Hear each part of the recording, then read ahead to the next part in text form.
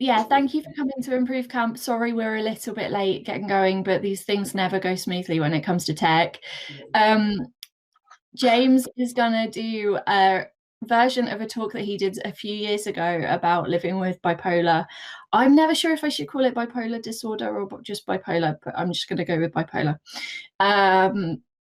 And actually, the title of it is quite intriguing. I actually have heard this story before because James explained it to me when we went to Copenhagen a couple of years ago. But it's a good talk and it'll be really interesting, and I hope you find it really enlightening and it gives you some perspective. Janet is joining him to offer the other perspective on what it's like to live with somebody who has bipolar as well. So I'm going to go. Bye. And I'll leave you to chat. And then at the end, like I said, please drop questions in the chat or in the Q&A and we can, hopefully we'll have some time to go over them. All right. Thanks, guys. Thanks, Sam. Yes, I'm James. And at this point, I'm going to talk about how I'm a delivery manager and I'm a civil servant. But basically, I'm James and I'm disabled. And I have manic depression, also known as bipolar. I have type 2, there are 2 types of bipolar. Don't ask me to explain what type 1 is, but I have type 2 of bipolar affective disorder, and it basically means that I tend to have, when I'm unwell, tend to have more of the kind of happy, high, creative madness kind of version of it, and not so much the depressive side, although I have had the depressive side of it. What? I have had the depressive That's just complete nonsense. Don't take any notice of that. Yeah, I've had both. You have had both? I've had both. I was about to say, but the one I enjoy, which is a terrible thing to say, the part of the illness that I've had the most is hypomania. So you go from depression to being well to being manic. And in between being well and being manic, there's this thing called hypomania, which it is the single most addictive thing that I have ever experienced. I mean, imagine all those famous rock stars that take cocaine and get horribly addicted to it. I mean, it puts cocaine to dust, if you'll excuse the pun. And but hypomania, even just thinking about it now, I'm getting anxious. It's horrible. It's really, really horrible. And what I did in this talk 6 years ago is I glorified it, and I was talking about how it's like living inside an orgasm, and it's really not. And Janet will be able to attest to why that's true. Well, I don't experience it myself, do I? You do. But you experience me experiencing it. Yes. So what James previously described as like living in an orgasm looks to somebody very close to him like him having the worst possible outbreak of anxiety, but somehow fueled with rocket fuel, so that the anxiety is making you unable to sit down, unable to filter anything that you're saying, unable to control what you're doing, unable to exert any judgment, and just unable to stop. But it's weird because when you're in it, you will often say, "This is brilliant," but it's like watching somebody stab a spoon in their eye and proclaim it's brilliant. There's like what I'm seeing and what I'm hearing do not in any way add up. Yeah, I mean, it's just addictive. I mean, I can't say anything else than I can say lots, but that is the number one thing to say. Why is it addictive? Because when I'm hypomanic, and hopefully I will not be hypomanic again because I've been well for a number of years now, I can do anything. I can say anything. I can go anywhere. I can experience anything. I can talk to anyone. I can flirt with anyone. Anything is possible when I'm hypomanic. Literally, time and space and thought, like I mentioned in the original talk, they all kind of blend into one thing.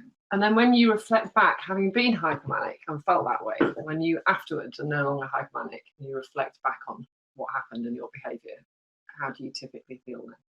I still feel high when I think about it.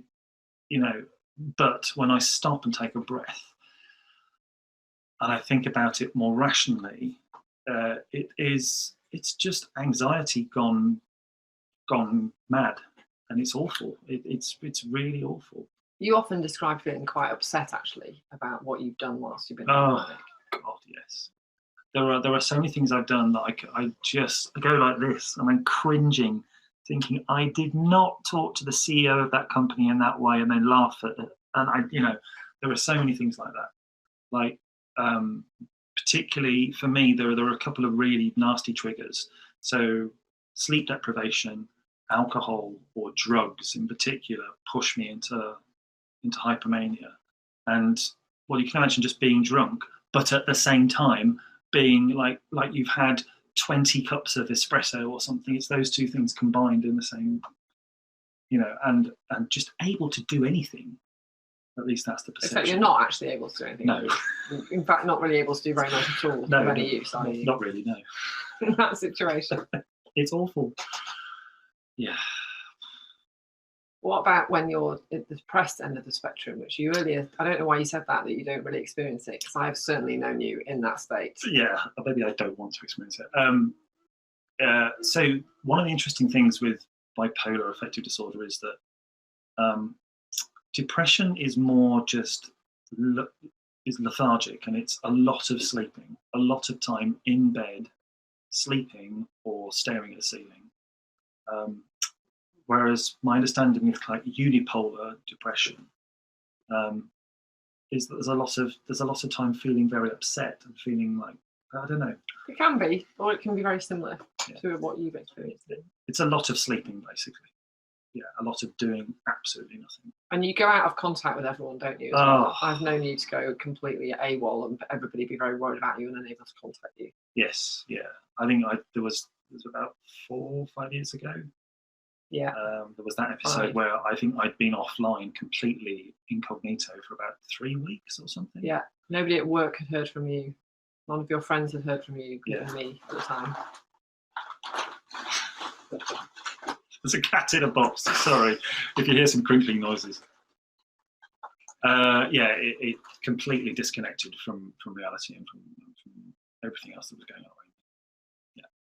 So for how long in your life did you suffer all these things before you had a diagnosis of bipolar affective disorder? I got the diagnosis when I was working in Birmingham City Council in local government around about 2010, I think it was, 2009, 2010. And I was very, very lucky to be in Birmingham, because the Birmingham and Solihull Mental Health Trust, a lot of the work they do is used elsewhere in the country. In fact, it's used in the Maudsley Hospital, where I've been before here in London. And so I was very fortunate to get caught by my GP, to get referred to these people. And then I had a combination of talking therapy and drugs, and a couple of different drugs. I ended up taking quetiapine, which is the one I'm still on. What was your question, sorry? How long did you suffer all of this before you got a diagnosis? Yeah, so it was 2010, which means I would have been about, 30s? In my 30s. So before then? Oh, before then, fucking hell. What was your life like with this illness? So it was... I can remember being at home as a kid and just causing so much trouble. And in fact, if you speak to my parents, they'll say I was just like this ball of energy that was crashing around the house. So it was obvious that, it was something up with me then. But I think once I got into being a teenager and started drinking, and then once I went to university and started doing drugs, that's when it really got bad. And at university was the first time I actually tried to kill myself, tried to commit suicide. That was an awful experience. Really, really not a nice experience at all. And without a diagnosis, how did you explain to yourself what was going on over all those years when you were either high or depressed? Did you just think that's what you were like, or? Basically, yeah. I mean, after I tried to kill myself at university, I sort of saw a psychiatrist who said, "Oh, you've probably got depression." And this often happens a lot to people with bipolar. They get diagnosed with depression before they go on to get an actual full diagnosis. So it's not good. It was an absolute mess until I got diagnosed. And even after I got diagnosed, I was messing around with the drugs and taking them and then not taking them, going back into hypomania and then going back on the drugs and then doing some therapy. And lots of people with bipolar do that, don't they? Definitely. Why do you do that? Because hypomania it's the most addictive thing. It really is. Once you've experienced it, you don't want anything else. It feels like that when you're in it. Yeah. You don't care about anything else either. You do not care about anything else. Well, I'm in this kind of warped reality bubble, and although I can react with reality, inside this bubble, it's just like joy and everything. Once you're out of it, you know it's horrible. So what's been happening more recently? You've been well, haven't you, for a few years now? Well, I met you, and you're the love of my life. that is a large part of the reason I'm well. Janet caught me when I was having a particularly nasty episode, or after I came back from an open data thing in Croatia, and I really poured myself into this event and came back and was just drained, and then fell into depression. And I'd been offline for 3 weeks. Janet caught me, and then kind of one thing led to another, and we ended up being together. We did. But when we first got together, you said to me, well, now that we're together, as long as I look after myself, I'm fine without my medication. So I think the best thing for me to do is not take it, and we'll be just really happy together. Oh, God. And that's where the kind of slightly manipulative side of bipolar It is terrible, isn't it? Yeah, really terrible. Yeah. It's like a little demon that takes possession of you. We've been to this eco retreat, which Janet had been to before, and then I went with her. And then I think it was the first or the second year we went, I decided I'm going to come off my drugs. And I came off the first year we went. We hadn't even been together that long. Yeah, and I came off my drugs very, very rapidly. Like, was reducing it by 50 milligrams every night, I think it was. Yeah, which you said to me was exactly what you should be doing. It's totally fine. And that was not a great. It was not a very relaxing retreat, was it? No. Nothing about it now. There was nothing funny about it. There was nothing funny about it at all. It's quite scary to be around you when you're in that state, because I just haven't got a clue what. Like, you cycle really recklessly, and then you come home and tell me about it all excitably. I don't know where. If I'm not with you when you're in that state, I really, really worry about what's happened to you. Yeah, but after we'd been together for a while, we kind of made this decision. I mean, you'd already stopped smoking at that point. Yes. But I then decided to cut out all of the stimulants and depressants that I could from my diet. So I had this acronym called MANCS, which was meat, alcohol, nicotine, caffeine, and sugar. And for me, the caffeine and the alcohol are the particularly bad ones. So once I'd been off those, it was bloody hard work. Particularly the sugar was really hard work to give up, and still is hard work to give up. It had a profound effect on my health. Well, that, and also taking your medication. Yes. So we basically came to the conclusion we couldn't really have a relationship unless you looked after your mental health, didn't we? Yeah. Yeah, that's very true. So that's why I've been well for like 4 years now, 3 or 4 years, isn't it? So yeah. What makes you, given how you've described hypomania and how addictive it is, what makes you now stay on the medication rather than not doing? I think about it every day. 3 or 4 times a day, I will think about coming off my meds, going out getting pissed, doing stupid things. And then as soon as I have that thought, I think, but I'm in a wonderful relationship, and I'm with you. We've got all these lovely things. We've got 3 cats. Look at them. Two of them are asleep in boxes down there. And I think if I give in and go back to that addiction, I'm going to lose all of this, basically. And so I'll have the thoughts, and then I'll have the counter thoughts, and it'll all cancel itself out. So, what was your question? Sorry. That was fine. That was a good answer to the question. And if somebody who's here watching us talk about this now is thinking, I recognise that either I think I might have those symptoms, or I think somebody else I care about is having them, or they happen to come across somebody who's behaving in the ways that we just described, what's the best thing for them to do? So I'll get it, actually. I've got, rather than show those slides. So this is the Mental Health First Aid Algae Action Plan. And it's got this acronym ALGAE, and it's what you do basically as a mental health first aider. So you should approach and assess and assist, which is the A bit. So you need to get in contact with that person, as you've done before, trying to get through other people to get to me. And then the L part of ALGAE is you need to listen, strongly listen, non-judgmentally to what this person is saying, and listen to what they're going through. The G part is to... Hang on, before we move on to that, I just want to say that is quite hard with someone who's hypomanic. It's really hard. I was about to swear then. It's really hard. Really hard work. Because I would be spouting nonsense at warp factor 10. Yeah. You've got to go, oh, yeah. Okay. Active listening and non-judgmental way. Yeah. Even actually, you can say quite nasty things when you're like that. You have to just recognise not to take it personally, and it's not really about me, it's about the state you're in. Exactly. So you've got A, you've got L. G is the bit about giving support and information, which is where I recommend that you really go on this mental health first aid training. I was able to go on it somewhere I was working in central government, and they paid for it, and it's like a 2-day thing. So you give support, and then the E, the 2 E's at the end of algae, are to encourage the person to get professional help, which is like go to their doctor, get referred, walk into a mental health clinic, or whatever you need to do to get it clear. That's exactly. In my experience. So yeah, mental health. It can take a while, but it's worth it. Yeah. The other thing I've used before, and I would strongly recommend if you don't have support, is to ring the Samaritans. You can also email them. You can write to them.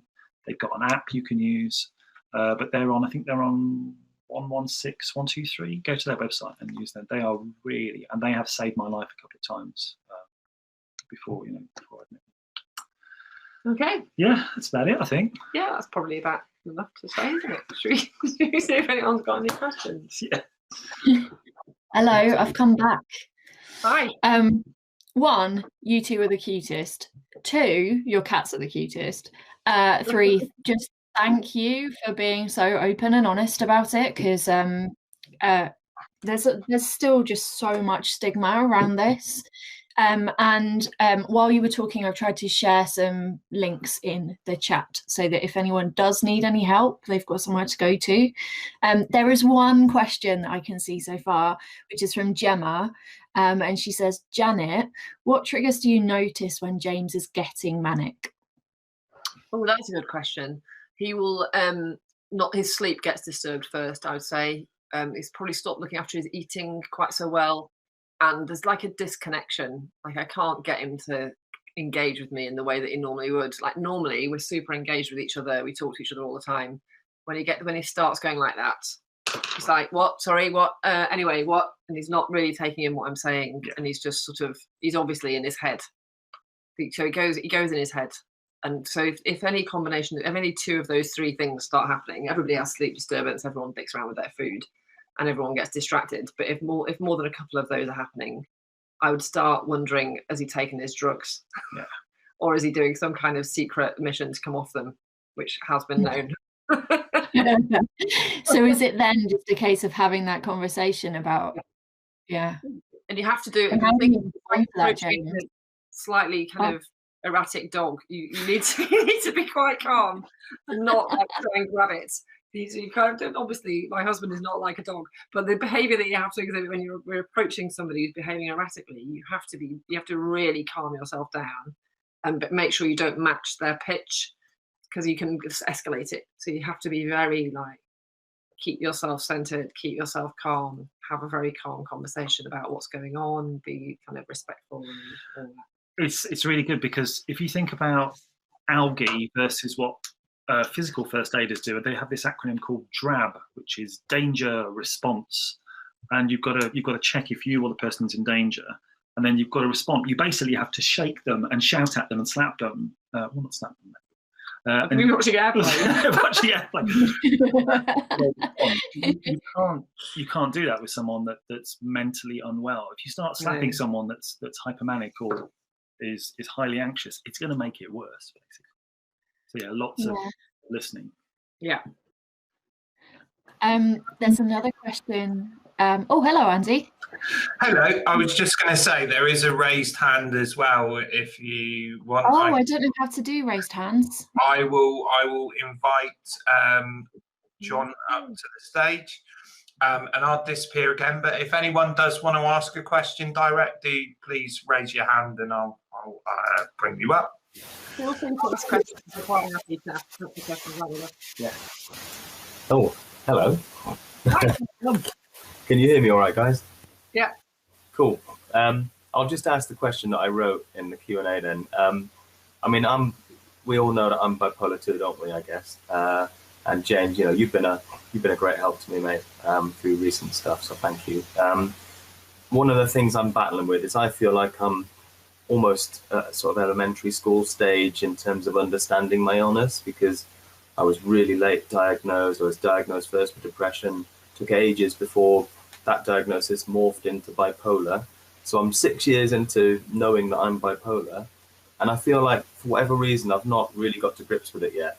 I'm still in those early days of loving the hypomania, feeding the hypomania, working 22 hours a day, so creative, doing, you know, all the side projects, and I'm addicted as hell. And I just don't know how to snap out of that addictive cycle. I don't know if, I don't even feel like I want to get to that zen that you're at yet. I still want to keep going, but nonetheless, I know it's destructive because I keep crashing and burning, but it's so hard. It's the hardest addiction. I mean, I've had a couple of addictions in my life, and this is the hardest for sure. So I was thoughts about how to snap the addiction. Well, there's really 2 or 3 ways. The first one, the terrible one, is you'll get manic and you'll end up in hospital. This happened to me before. And then you're basically strapped to a bed and they're giving you drugs and you can't go anywhere and you can't help yourself. That happened to me when I went on holiday to Turkey one year, and I ended up being escorted home by a nurse who'd flown out from the UK, and we'd taken all the way back to my parents' house. So there's the getting really unwell thing on the hope that you get caught. The other one is there is so much you can read and listen and watch about this illness. This book in particular, which was recommended to me by Kay Redfield Jameson, who is a professor in psychology over in the States. I was going to say UCLA, which is not. This when I read this book, I thought, if somewhere in this book in the margin is written, "That's me." That's my copy. Oh, this is your. There's a bit where she talks about she had to make a decision basically between, was she going to get psychotherapy or was she going to buy a horse and try and take care of herself? And naturally, she bought the horse. And I just remember thinking, oh my God, all the stupid stuff I've done. So yeah, sort of self-educating about what the illness is. And then the other one is just voluntarily getting yourself someone to talk to. Like, you know, like going to your GP, getting referred before you get to that first bit of being really, really unwell. And one minor supplementary, sorry, and I'll get off. Right. I'm terrible at romantic relationships, right? And I think when I look back at it, I think it's all down to the, well, is it all down to the illness? I don't know. I don't know if I can use that as an escape clause or whatever, but I have had disastrous relationships, and I don't want to have disastrous relationships going forward. So is it the same sort of answer to that? Is it learn and read? And I think so. I think it's quite hard to have a relationship with someone who is not on top of their mental health condition, whatever it is. It's really hard when it comes to bipolar, because it's one of the mental health conditions I've experienced that does have quite a manipulative side and quite a dishonest side to it, and a very sort of very difficult to build a trusting relationship with somebody. Anorexia is similar to that in a weird way, and those are the 2 that I've experienced that have that particular characteristic, whereas straightforward depression doesn't. It's very hard. I think the thing that I would observe about how James came to kind of stop messing with his medication was that he had a reason that he cared about to do it, and and the longer it's gone on, the more solid that's felt to me.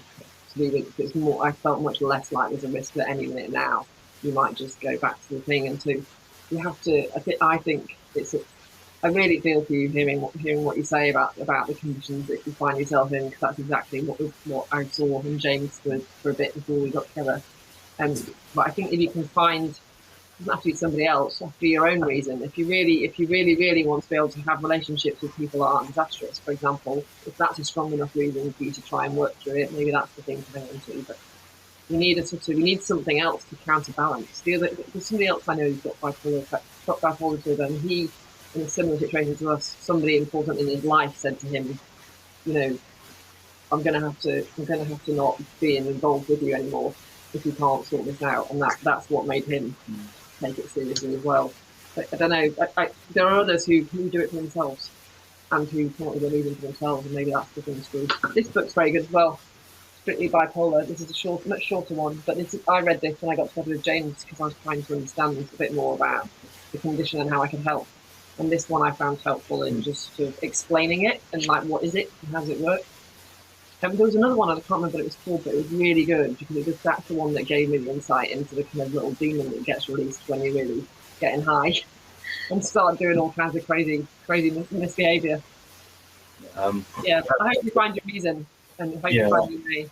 I'm going to check those books out. And codependency is the big word that I've learned lately that I've realised I've got a bit of an issue with. So there you go. Well, thanks, John. Thank you. Thank you, John, for being so honest. We've got a couple more questions, so but no raised hands, so I'm going to assume it's okay for me to read them. Gemma in the Q&A says, James, how have you explained it to a new employer or broached it with someone you work with so that if you get unwell or are unwell, you can step back? That's a good question. I remember when I joined central government, I joined the government digital service. I said to my boss, a guy called Albert Massa, if I do this one thing for more than 18 months, I will get unwell, just so you know. And 18 months later, funnily enough, I started to get really unwell. And I wasn't at a point then when I could actually describe what would happen and what he could do. So I was very unwell for quite a period of time when I was in the government digital service. Now I just sit them down. I say, I have bipolar affective disorder. I have attention deficit hyperactivity disorder. I'm dyslexic, and I have been told I have autistic traits. So do you know about this? Start of discussion, and then basically go from there. And the thing I say is, if you notice I'm anxious for more than a couple of days, I'm probably unwell, and you need to like phone Janet, send me home, stop me. You have to stop me from working, basically, because if I carry on working, I can then do some really stupid things. My judgment goes out the window. I piss people off. Yeah, so we have a conversation about it. I make sure that they know how to contact Janet, and then they have to stop me from working. Yeah. I don't know if that helps, Gemma. Thank you. And there's another question from Paul. Hello, Paul. I haven't seen you in ages. Paul Vittles. So he says, James, I recall you previously saying that you're dyslexic. When was that diagnosed? Brackets, my wife was diagnosed when she was 46 and explained a lot. How does it interrelate with your mental health experiences? That's a really good question, Paul. Thank you. I was 12 and a half years old, and I remember because in that box up there on that shelf, a very detailed report from a brilliant doctor who passed away a few years ago, Kathleen Griffiths. And we sat and we did all these tests, and it was really good fun. And I was told, yeah, I have mild dyslexia. My IQ for everything is like up here, but then for reading, it's down here, basically. My parents were so great. I was doing this tuition with a kind of child psychologist that was helping me out. But the thing that made my secondary school start this process of there's something different about James is my behaviour was weird. I was doing really weird things, like in lessons, and I was just causing trouble and stuff. So it's funny that maybe the school just didn't know about mental health and didn't know about bipolar affective disorder, because I could have been caught then at that early point of becoming like a teenager. But yeah, does that answer the question? How does dyslexia? Yes, right. Yes, of course. So the more anxious, the more stressed I get, the more the dyslexia comes through. So when I'm anxious, I find it difficult to spell certain types of word. Parallel and unnecessary were two particular words I've had to like go over and over again to remember how to spell them. And also the version of dyslexia I have, when I'm trying to read something, it will not go into my head. The words are kind of like dancing around on front of the page, and they just won't go in. So particularly with the hypomania, it just becomes so difficult to read. And I actually I joined a book club recently, a brilliant book called Teen Topologies, and I knew I wouldn't read it, but I went to the book club anyway, and the people running it were like, oh, readers are leaders. And I felt that felt so exclusionary, being dyslexic. I had a chat with them after, and they decide to go with what you said, which was Learners are leaders. Learners are leaders, you know. So it's the anxiety that really brings out the dyslexia, and they interplay with each other. Yeah. That's really interesting, because I haven't got a diagnosis of dyslexia, but I can't read either, like books. I would join a book club and do exactly the same as you've just described, and I need to sit down with something and study it for it to go into my head. Yeah, readers are leaders that would make me super uncomfortable. Yeah. I won't do that again. Don't worry about it. There's a question on here from Caitlin, who says, in what ways have you noticed into yourself or others how trauma exacerbates bipolar disorder and vice versa? Yeah, that episode I talked about when I was abroad in Turkey was incredibly traumatic, really traumatic. And you know, when I think about that episode, I'm like, it got so bad, I was taken to a local doctor's. I was sedated, completely knocked out, put in the back of an ambulance and driven across Turkey to the capital.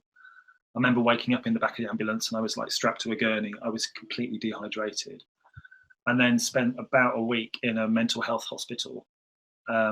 And that trauma, when I think about it, you know, I can feel the anxiety welling up inside me. I can feel like I'm going to start crying. So that's the main trauma I've experienced that relates to the illness. And yeah, it's not a very nice set of memories, basically. Other types of things that I think I've just swallowed a fly. You can be sparked off by something traumatic as well. Yeah. You just breathe one in. It's that little tiny. I think there's a plant. There's a plant. No, it's a plant that's they come out of the soil. Yeah. Sorry, everyone. Slight distraction. A little bit of protein. Yeah. What were you saying? Sorry. Sometimes episodes can be sparked off by something traumatic or stressful happening, can't they? Well, it's like that one I was talking about when I was in Croatia at the open data thing. I just poured everything into it, everything. And then somebody came to take over from me on the last day. And I basically just went back to my room and stayed in my room, and people were messaging me, and I just couldn't cope with it. And then because of that traumatic experience, when I got home, I didn't get the right support. And so, yeah, periods of stress can really exacerbate, particularly the bipolar affective disorder. That was a bit of a waffly answer. Sorry, Caitlin. That's okay. And Caitlin had a bit of a typo in her question, so don't worry, Caitlin, it's fine. Like we're all talking about dyslexia and stuff. It's really okay. I have one final question, which is like related to that trauma question, which is, you know, people with bipolar, typically it takes a while to get a diagnosis of bipolar, and it's sort of cast as depression, which is maybe something that's quite different. I wondered how that feeds in, and like, because my experiences of depression are like, you know, the episodes that I have of it, like I really internalize that kind of shame and that trauma, that I feel like, yeah, I've done something wrong and this and that and the other. And I'm just wondering, like, to what extent the delays in getting a diagnosis can exacerbate that, and whether, I don't know, maybe in one of those books that you've suggested, maybe there's a way of kind of speeding that process up for people. Yeah, I mean, there's two things, one of which I probably can't talk about. I'd get into trouble if I talk about that. I think you can talk about resources in the health service. Resources in the health service, yes. So I was very fortunate when I got referred by my doctor, because there was resource available, particularly in Birmingham where I was, and it was very good. And we're also very fortunate where we live in London. There is a world-class hospital that we have access to if we need it, in the form of the Maudsley Hospital. They've been great, haven't they? They've been awesome, really awesome over the last few years for me. So I don't know, it's difficult to comment on that question because I was very fortunate, but I have heard of other people. Like the first time I gave the talk, it's like 6 years ago, straight afterwards somebody came up to me and went, "That was great. This is my daughter. She's unwell. What do we do?" And like, the only thing I can say is you need to go to your GP and you need to get referred. And if the local NHS trust doesn't have the mental health or you're on a waiting list and you have to wait 6 months, then you've got to take matters into your own hand, and you've got to go and try and find somebody that will help you, particularly go through cognitive behavioural therapy, which I've had a few times, which helps you understand your thoughts and how they relate to your behaviour and all this kind of stuff. So you can start to compartmentalise what's happening in your head. So yeah, somebody I've been talking with recently has done that. They're not going to wait until they get an NHS diagnosis. They're going to go in and try and find some help, like privately. I think it's quite common, from what I've read, for people with bipolar affective disorder just not to report the hypomania. Oh yeah, because they only really want the doctor to sort out the depression. The bit that feels bad. Yeah. Yeah, it cuts both ways, this whole misdiagnosis thing, from what I've read. Because people turn up to the doctors going, I get depressed. No, there's no other symptoms. Nope. It's only fine the rest of the time. As for reasons that we've just discussed, try and hold on to hypomania a bit. Yeah, and it's bad because you will eventually end up being manic, and the more manic episodes you have, the more brain damage you do to yourself. There's parts of the brain that will just start to shrink and atrophy every single time you have a full blown. And the more just complete carnage you'll create in your life, most likely, you would think. And just because of your internal risk register, whatever you call it, goes out the window, you just had a higher chance of killing yourself, even if you didn't intend to kill yourself. So this thing is a really dangerous thing. I think that what's dangerous about it is the way people with bipolar tell themselves stories about what's going on that don't actually relate to what anybody else can see as reality. Well, different people's reality is different people's reality, but there's like there's a mismatch between how you talk about it at different times, what stories you tell yourself about it. For example, the kind of being hypomanic is like being in an orgasm. It's absolutely brilliant without any bad sides at all. That's not what it looks like, and that's not what you talk about when you're really calm about it, is it? No, it's not. It's anxiety gone mad. I think that final point really underscores, like, if anyone in this session is like supporting someone with an issue or feels like they have an issue themselves, please, like, don't suffer. I know it's really easy for me to say, but please do go and see a GP and get proper medical help, because I think it's super brilliant that we're opening up these spaces to have these conversations, and that everyone here feels safe enough to have them. But it is not a substitute for proper medical help. So please go and do that if you are struggling. I'll get really emotional. So emotional. It's so important what you say, because you can kind of convince yourself that if you just get enough sleep, then you'll be okay. Like happened when we were first together. I don't need medication. I just need enough sleep and to eat regularly and do some exercise, and then I'll be fine. And it doesn't work, sadly. Yeah. With the best will in the world, it just does not work with this particular illness. No, it requires therapy and medication, and then basically looking after yourself. Some help. Oh, that was the chair, not me. On that note, I think it's we've just gone 1 minute past 5 o'clock. So, and there's no more questions in the chat. So, I think with that, thank you, James, and thank you, Janet, and also thank you, Andy, for inviting me to be part of it. I'm really glad that I made the time to come along, and I hope everyone else found it useful too. Is there anything else you want me to say, Andy? Nah. No, nothing at all. I would just like to say thank you, guys. That was amazing. That was really, really honest. And I've got lots of friends that have been bipolar, and I now kind of understand a little bit of stuff that I really didn't at the time. It's really interesting that scenario of how great you feel in hypomania and actually what it's like on the other side, because I agree with Janet. It really doesn't feel like it's amazing at all, and it doesn't look like it's amazing at all.